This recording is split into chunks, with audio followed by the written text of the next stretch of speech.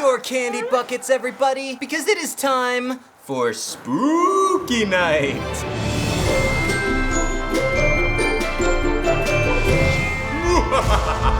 Welcome to the Review of Terror. All right, I'm not gonna be acting that way the entire time. Don't worry, I haven't lost my mind. The point here, of course, is that it's October. It's Halloween time. So I figured it's the perfect time for me to delve into a subgenre of the subgenre of Christian movies, Christian horror. Now you may be thinking, since I have reviewed some pretty scary stuff on the show in the past, that I've already looked into Christian horror movies. But you'd be wrong. You see, for those of you who are unfamiliar with the deeper, darker, scarier sect of Christianity, you may be thinking that this whole genre, Christian horror, sounds a bit like a contradiction. But for that, you'd be wrong. Dead wrong. So come with me as we peer into this crazy, crazy world. Kicking it off with a little piece of awesomeness I think you guys are really gonna like. See, what I did is I asked my Patreon creative team. That's the people who give to my Patreon, and they have the opportunity to suggest things to me, and sometimes they even get to see my episodes before they come out, if you can even believe that. They suggested some stuff that I didn't even know existed, but this one stuck out to me especially, probably because it's a little short. Anyway, it was suggested by Darius, and I really appreciate it. Grab your candy, everybody, and let's get ready for my review of Invisible Enemies. All right, so here we go. This is clearly a horror film because of the music. I mean, listen to how low that is. That is deep. Deep. I think we're about to hit the brown note. I mean, if this movie's plot even goes half as deep as the music is going, I think we're in for a real treat. Now we meet the antagonist of the film. You can't see him because well, let's see. Ah! Ooh, sinister. Snake tongue. The maintenance elevator to heaven doesn't quite have the same appeal. You know, I really don't eat a lot of curry. I don't like it on anything except my wayward son. Speaking of wayward sons, the movie kicks off with this man and his son walking into this scary abandoned warehouse, which is, of course, the perfect setup for this spooky movie, already giving me the chills. It took 4 grown men to write this 30-minute masterpiece. Now that's how you know it's gonna be really good. Dad, you were supposed to drop me off at school. Hello? Dad? Dad? Oh, geez, son. You followed me here? Ooh, the future. I didn't realize this was gonna be a futuristic sci-fi and horror film. I'm really looking forward to the type of future they predict 2024 is gonna be. I mean, so far we see that the middle part is coming back. Weird how 2024, all of a sudden everything is exactly the way it was in 1997, the year this movie was made. I'm always telling you that life isn't neutral. Huh? Always. It's pretty annoying. I'm gonna tell you a story. Check these out. You know, I just realized who this kid looks like. Matt Damon. What I saw through those changed me, Trip. So he gives his son what he implies to be this magical pair of glasses that nobody but himself could see something through. You won't see anything. Well, at least I don't think that you will. Nobody ever has except me. Then he falls asleep because the movie is so boring. Dad? What? Anyway, I'd been on trust walks before, but I'd never been on one with Cindy. Aw man, it's a story within a movie? Why do they do that? It's almost worse than voiceover. Like, unless you're gonna have some sort of amazing payoff with these characters by the end of the movie, like in Fight Club or The Notebook, why have it? Like, movies are already stories. All right, so we see that this guy's walking with Granny from Beverly Hillbillies. Actually, he's not. It's his friend Cindy, who's blind, and he's on a trust walk with her, with the blindfold. So it's literally the blind leading the blind. The typical college assignment. Jackson, has it occurred to you that there might be things going on here that we don't see? Is that a trick question? Oh, easy, big fella. Come on. She called you big fella? Yes, everything I'm saying is exactly how it happened with no embellishments whatsoever. Now shut up and listen to my story. Learn to trust all your senses. How exactly am I not trusting? It's a blind woman leading me around. A highly skilled blind woman. And if you ever want to find out how skilled, you'll start trusting me a little more. So they used the conversation of these two characters to cleverly fit in some exposition. Jackson, it doesn't take a genius to see that you're trying to fill your dad's shoes. Your response to his death is perfectly normal. I love my sister, okay? This is really distracting because I keep on thinking about how all of this is just being told to that kid in that warehouse. But then, something peculiar happens. Whoa, was that a Spider-Man iPhone case? That must have been sent there from the future. Will you just look? I can't. The assignment said an hour. Trust me, the walk is over.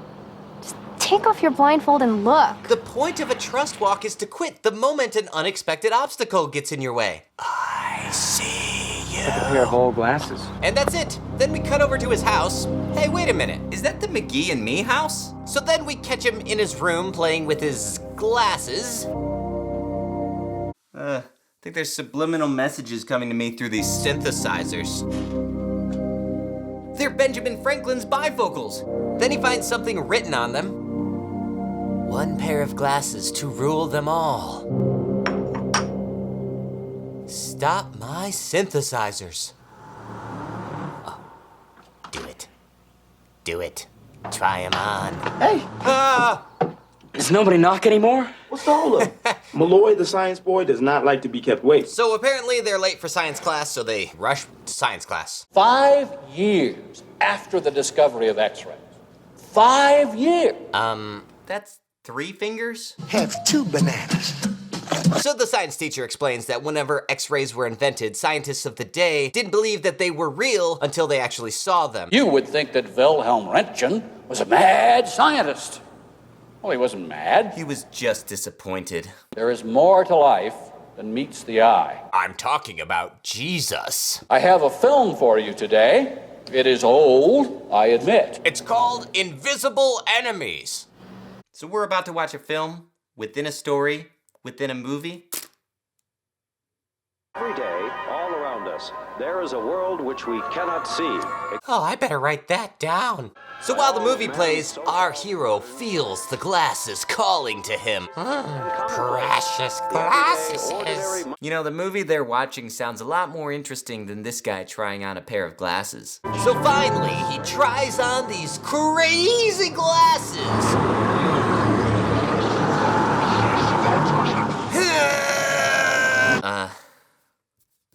What's going on here? You okay, man? Keep it in the dorm room, bro. Oh, yeah. Fine. I don't know, yeah. I wonder if he accidentally picked up the Google Glass of his friend here. That joke's not gonna make a lot of sense until later, and even still, it's not that funny of a joke. Wow, what are those glasses doing to him? I'm seriously reconsidering my friendship with this guy. Yeah, me too. And then things get really weird. Lock eyes from across the room. Seriously, what the heck is happening? What's going on? Yo, man, what is up with you? I gotta go. Gross. So he runs out of class. Oh! I'm not crazy. I can't possibly be crazy. How could you not possibly be crazy? I mean, it seems pretty possible to me. Actually seems pretty probable. I'm pretty sure I'm crazy. So I'm definitely not crazy. That's exactly what a crazy person would say. Latin translation tools. Yeah.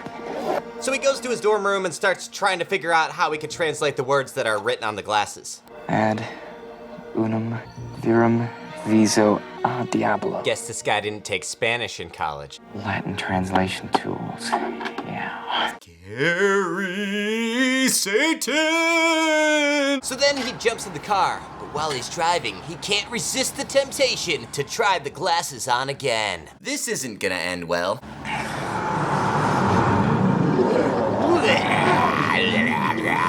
Oh my gosh. The glasses give him the ability to see how Satan is tempting people in the middle of arguments inside of other people's houses. They expect it. It's not cheating if they expect us to do it. This is getting too scary. Let's cut over to the friends. You don't believe in angels and demons because you can't see them? You idiots! I'd be in pretty sad shape if I only believed in things I could see. Hey, I don't need your condescending blind person tone. I believe in all kinds of stuff I can't see. There's gravity, radio waves, Why kids love Cinnamon Toast Crunch? X-rays. Yeah, I guess, but you can measure those things. Like, you can do repeatable physical tests and get the same results, and thus understand that even though you can't see those things or experience those things with the naked eye, you can have physical things that aid in you understanding that those things exist. That's the struggle people have with believing in the spiritual, is there aren't a pair of glasses like this that aid in you being able to see it and test it and get the same results every time. I believe in what you guys tell me about the sighted world every single day of my life. You guys, I gotta tell you what I just saw. Jackson, we're kind of on a roll here. We're about to save these people, bro. Okay, let's shift gears and see what scripture says. Somebody want to read 2 Ironicles, chapter 2? For our struggle is not of flesh and blood, but against the rulers, against the authorities, and against the powers of this dark world. This is what I'm saying. It's a war for our souls. It's a war for... It's not a physical war, it's a spiritual one. I mean, the outcome isn't even the question. Jesus is Lord, and that's that. There's still a battle going on. You guys, I'm trying to tell you something important here. Fine. We're all ears.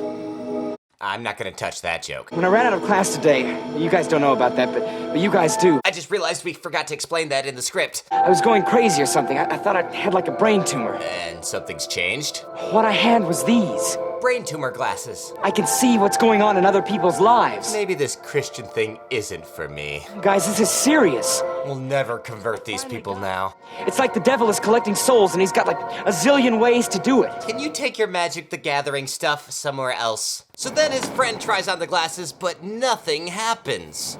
I mean, other than him making this hilarious Steve Urkel face. We all thought you were funny in high school, but nobody's laughing now.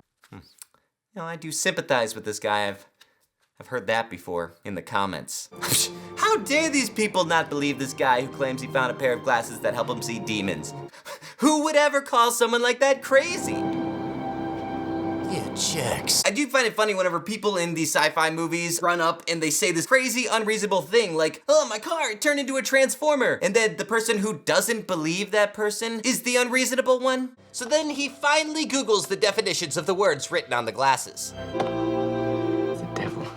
How does he not know what the word Diablo means? Is that a recent phenomenon that we're so aware of basic Spanish words? Or is that just that the plot is contingent on that?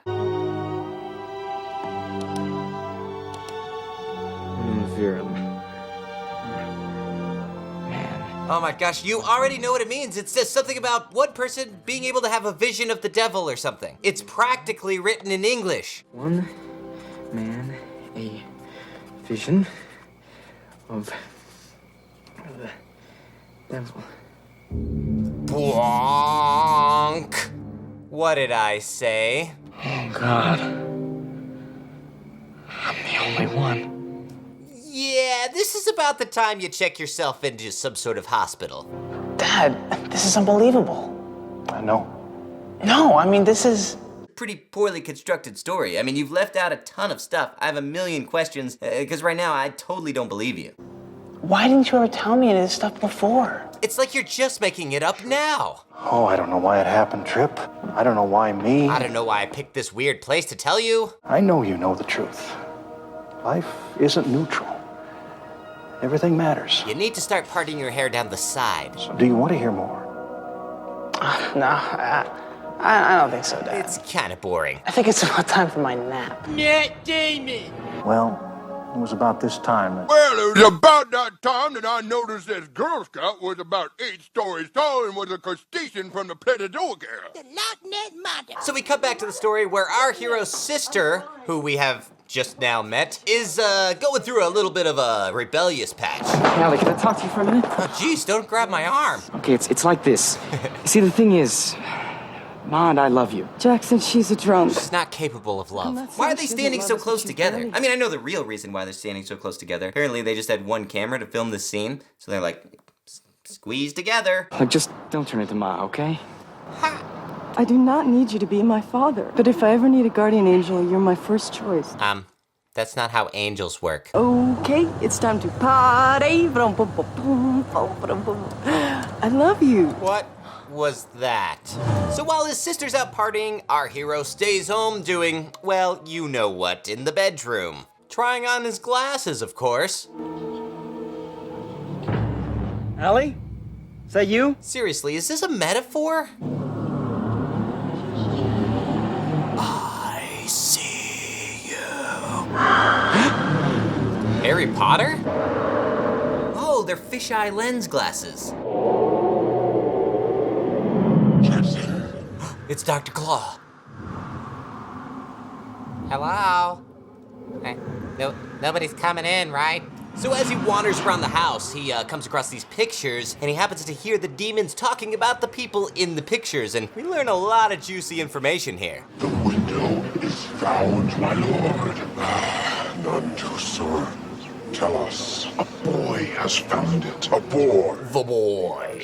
So he has. Last, I'm that boy. we must remain hidden and silence the boy. The boy. He is not ours. Dang it. His friend preserves their book in the light, but images of flesh in the dark. Ew, TMI. The boy has a sister. Another Skywalker.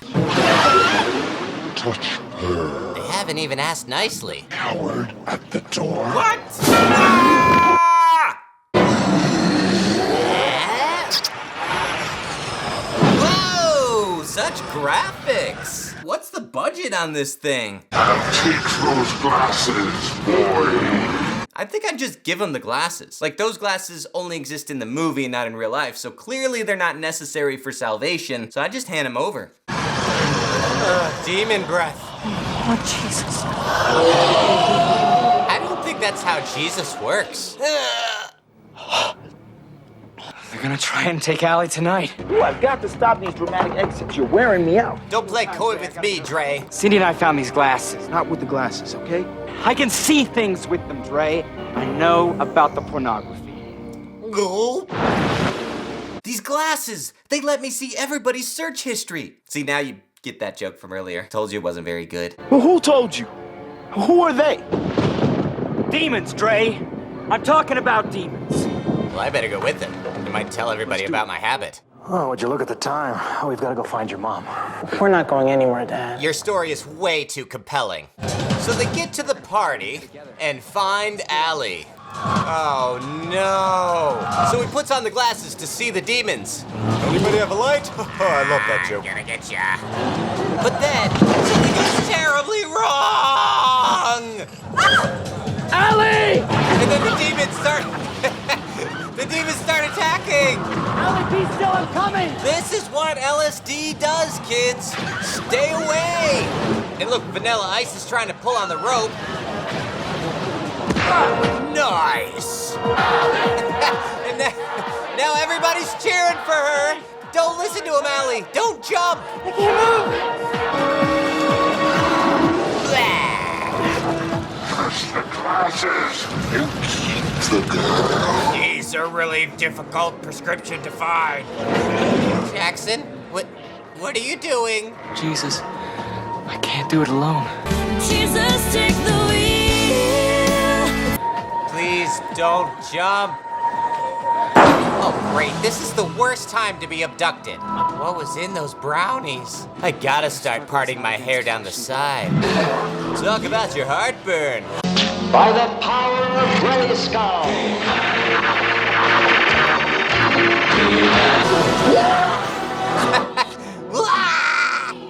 Okay, can you save me now? I know that we were all cheering for her to jump just a second ago, but now we're all happy she's okay. We're just an optimistic bunch. And that's what happened to your Aunt Allie. Well, it seemed pretty hairy at the time. But I don't want to make a long story ridiculously longer. Too late! I don't know, Dad. Do you remember when Cindy said that there might be things happening that we just can't see? I don't know. I wasn't really paying attention. When the Bible says that the devil's like a roaring lion seeking people to devour, I think it might be a simile. just can't help thinking about Allie. I can't help thinking about me. Yeah, of course you can't, Dre. I never meant to get in so deep. I never meant to be so sarcastic. And that's the same as porn. Thing is that we do not have to give in. We've got the Bible. And those glasses. I struggle. We know. I know, Dre. I do too.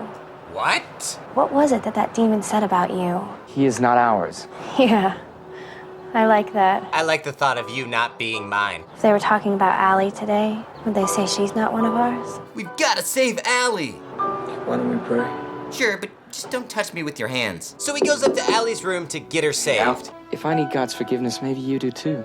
Ha! I'm trying to be your father, which I know I can't do. I've done 10 times worse than anything you've ever dreamed. You don't even want to know the stunts I've pulled. Stunts are evil, all right? So about the last 5 minutes of the movie consists of him sitting here trying to convince her to become a Christian. Maybe it's just me, but I think there's something a little weird about creating a fake world and then asking the real world to respond to that. Now, I'm not a total wet blanket. I totally get it. I understand allegories and analogies in imagery. Like, that's art. That's what it's there for. But whenever you create a movie that provides proof and that proof isn't real, it isn't really all that convincing. It's like if I really wanted everybody to believe that the Lucky Charms leprechaun was real, and then I made a movie about it where everybody who didn't believe in the Lucky Charms leprechaun died, and then I was like, now do you believe? Essentially, isn't the message of this film, if you ever find a pair of glasses that help you see demons, make sure you become a Christian or learn a little bit of Spanish before you pop them on your face. Yes, I'll be sure to do that. Thank you, movie. Thank you for warning me against that. I just think creating fake evidence doesn't really help your case when you're trying to make a real world argument. I mean, I'd be a little more concerned about getting pink eye. Well, we kept that conversation going a long time. But she finally gave in. She was basically willing to say anything to get me to leave her room. The Trip, I'm just grateful that she had time. Well, it's a good thing Trip had time. I mean, geez, what did he wait, like 15 years to tell his kid about this stuff? So where were the angels? I guess they don't exist. Nothing stronger than the power of Jesus. And believe me, I've tried all the strong stuff. It's not that I wanted to hold back the truth. I saved this story because I'm a power-hungry manipulator who likes to lord my knowledge over other people. She is really gonna be waiting for us now. Ah, your mom's a cream puff. Dad, she carries a stick. Oh, he married the blind girl. Do you think they're here now? Of course they are. That's right, kids. There are demons all around you. Screaming, gnashing, clawing their way into your brain. You just can't see it because you don't have the special glasses.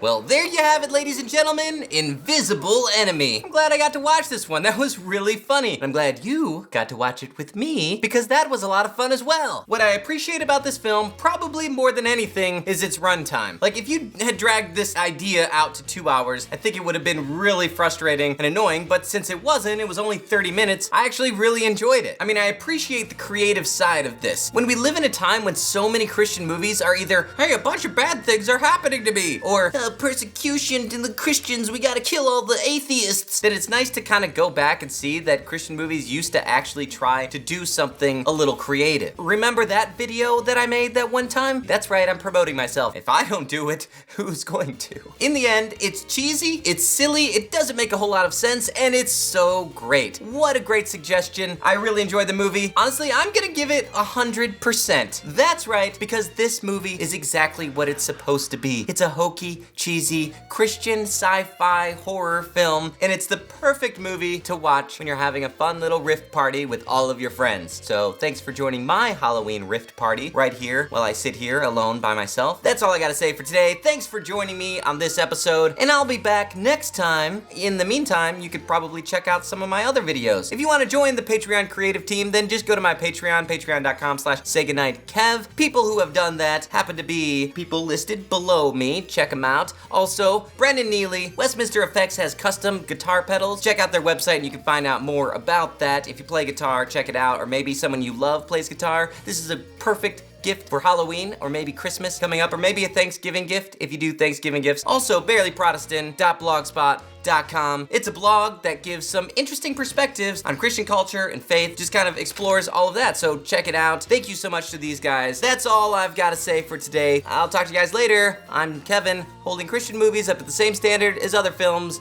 Good night. Easy, big fella. Come on.